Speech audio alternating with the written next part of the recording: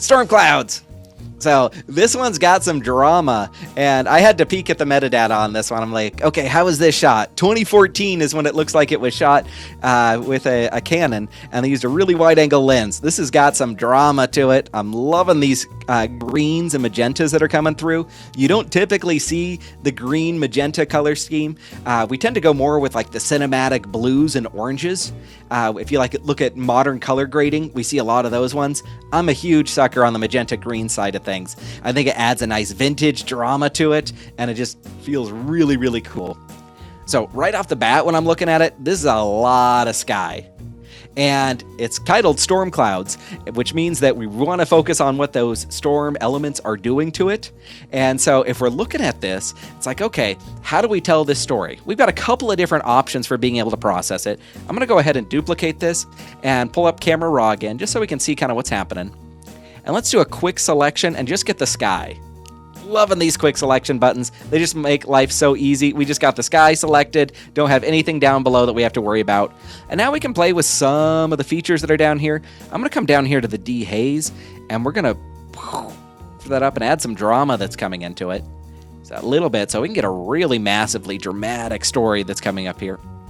Play with that, lighten that up just a little bit. Maybe pull down just a teeny tiny bit of those highlights and lift up a little bit of those shadows. So I'm going to go ahead and hit OK. So let that processing. Now we have really, really dark, dramatic clouds. This definitely takes the forefront in terms of what we should be focusing on. So kind of a cool way of doing that. So I'm going to leave this here as one idea, but there's something else that we can do. And I'm really, really digging this lower part of the image. It feels like this doesn't add a ton to the story, although it's kind of cool looking clouds. But what if we were to go in and do some creative cropping? So I'm going to pull up the crop tool and say, you know what? All of these kind of magenta clouds up here, they aren't really adding to the story a ton. We get that storm aspect of it. So I'm going to take this and just pull it down. And I'm going to come down here and say, you know what? Here's my horizon line. Here's the 1/3 mark. Let's bring it onto that one. This is a good starting point if you find something that you like. I'm going to make that just a little bit bigger. Find something that you like, setting that rule of thirds. It's a good starting point. I don't like to follow it 100% though. And so what I'm talking about is that by putting it at that horizon, I'm missing out on some of the cool clouds that are up here. So I'm just going to back that up so we get a little bit more that's coming up. So I might be wondering, how high should I go up with this one? If I come up here, that's too much light space. It's going to draw the attention away. So I definitely want to be below where those bright spots are. Coming down here is feeling a lot more natural. I still have a little bit of areas that are kind of bright, pull your attention away. So I'm going to come down just a little bit more.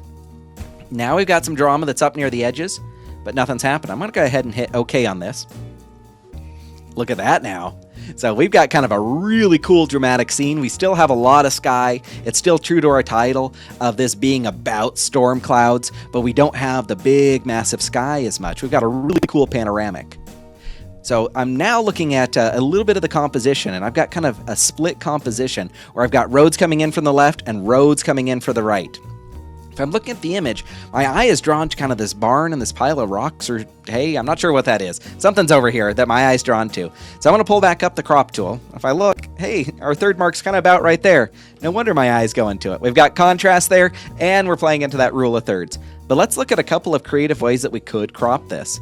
I'm going to take this in from the left edge and say, you know what? What if we compress this just a little bit? I'm going to go past these lights dancing in the background and say about right here is pretty good.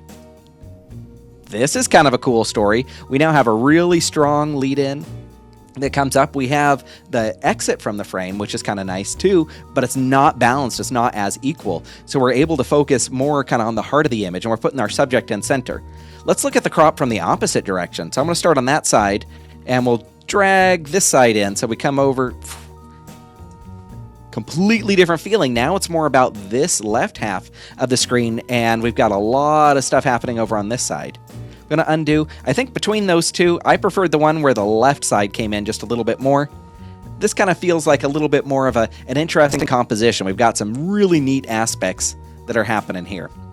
So I'm pretty cool with what's happening there, but I want to show you one more technique that I think is a whole bunch of fun, especially when you have dramatic things like this. And I'm going to pull up our black and white, because who doesn't love a black and white storm, right? And we're going to be playing with our color mixer that's on here.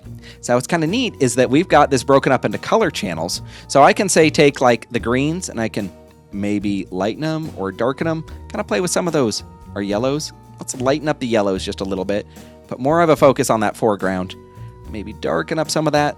And I'm just taking sliders and dragging until I think it looks kind of cool. Hey. Coming up here. And we're going to get somewhere about there. So we've got some drama that's on here, but I don't want this as a black and white. It had so much color and so many cool tones that were on there. So I'm going to change the blending mode of this, even though it's a black and white adjustment layer. I'm going to change the blending mode on it and say, you know what? I don't care about the color or anything like that. I want you to play with the luminosity. So the tones that we have on there. So when I look at this now, look at that kind of before and after. We've just shifted the focus from the sky to the foreground. To the sky to the foreground. Kind of a cool way of doing that if you're ever playing with toning. Yeah, Faye. Can you make it bigger so we can see the actual picture on the Zoom? Oh, thank you. Oh, yep, I'm sorry. Thank you. Thanks. I always like to work with a little bit of space off to the sides when I'm doing things, just so I can see what's happening. If I do that again, call me out on it. So using the black and white slider to adjust your tones, really cool way of being able to play with an image. And I'm just going to back that opacity off so it feels a little bit more natural. It doesn't have that unearthly glow. But I'm kind of digging something that looks like this. So how are we feeling about this one? Let's get the audience. Do we like the before, the after? Which crop did we like more? Was it better with the full clouds and everything that's coming up? What was that first one that we had here? Our full drama and clouds, that direction.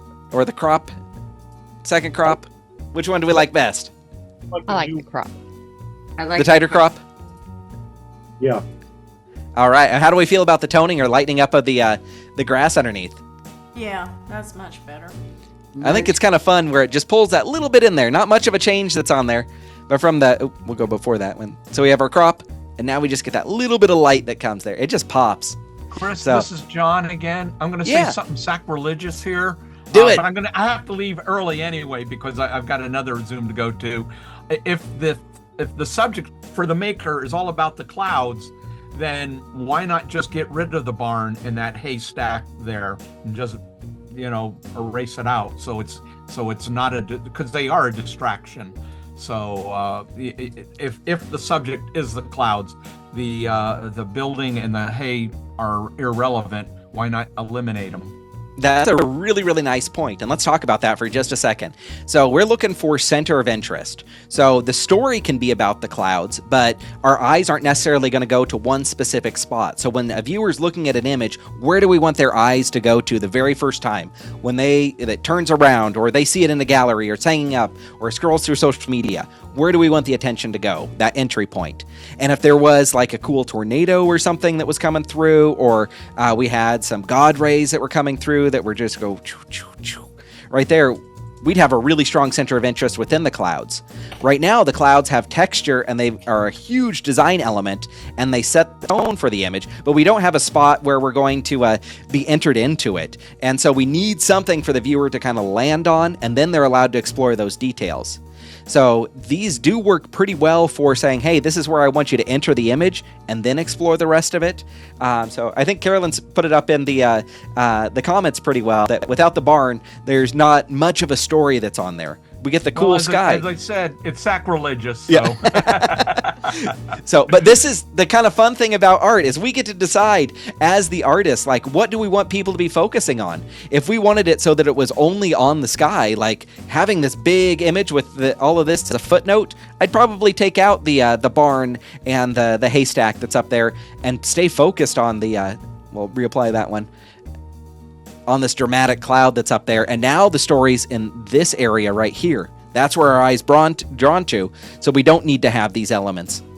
But when we have the tighter crop and we're focusing on that storytelling, this element right here is where I think our story is, and I think it's kind of fun. So again, it's all personal perspective, which is one thing I love about art. There's no right or wrong answers.